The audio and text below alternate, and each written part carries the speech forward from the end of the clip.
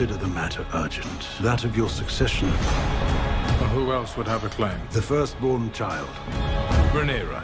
No queen has ever sat the Iron Throne. The king has an heir, Daemon Targaryen.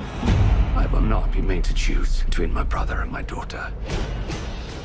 Paddy, Viserys seems to epitomize this notion of the road to hell being paved with good intentions. So how does he sort of set in motion the bloodshed to come? He kind of doesn't, really, you know, I mean, not consciously anyway.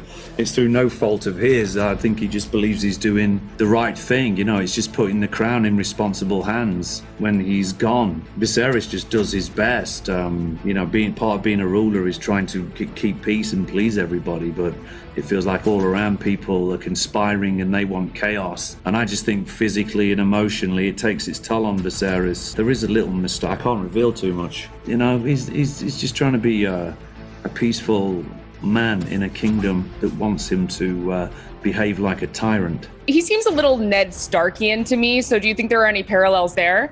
But I can see why you would say that, because Ned Stark had good values. You know, he was a family man, he was a noble man.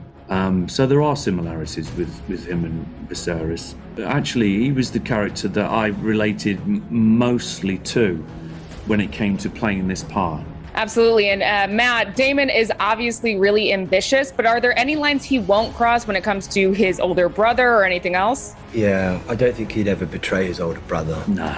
He's, I think he's in awe of him, really, and it's he's the only person in the whole universe who he will bow to, you know, cower to. I think there's a weird, odd, profound respect that hopefully, as the series goes on, you'll see that much as they're at loggerheads, there's a really deep connection between the two of them. And in the Fire and Blood book, Viserys' health and Daemon striving for a male heir are major points. So how far will this first season get in their respective journeys? Pretty far. Yeah, you know, we cover a lot of ground actually in the first series. Years, actually, yeah. It sort of spans a huge, I mean, maybe, what is it? It's like 10, 15 years, isn't it? Yeah. And Paddy, you did mention that you were a fan of Ned Stark, but are both of you guys fans of the original series? It was amazing, yeah.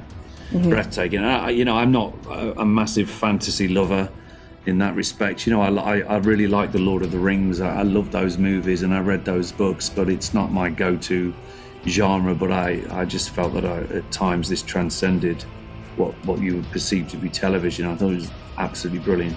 And these characters seem to play a little more with morality a little bit. So do you think there's anyone that audiences will be particularly sympathetic to, or will that switch throughout the season? What do you guys think about that? It ebbs and flows. Yeah, I think it does. Yeah, I think it'd be interesting to see how people do respond to Daemon, and if they do see him in a sort of a villainous way. I don't know. I think I think there might be a lot of sort of sympathy for him at times. Yeah, I do. Yeah, but maybe that's just me. I see the vulnerability in the most terrible people. But again, I think that's a Viserys thing. And a lot of my decisions about playing the character probably came out of the fact that I'd watched the show.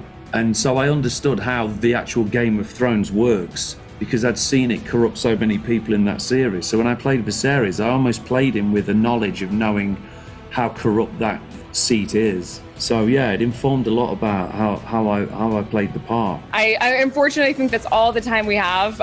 But thank you guys so much. I can't wait to see more of the show. And yeah, have a great one. Have a nice day. Yeah. Hey, take care. See you later. Our hearts remain as one.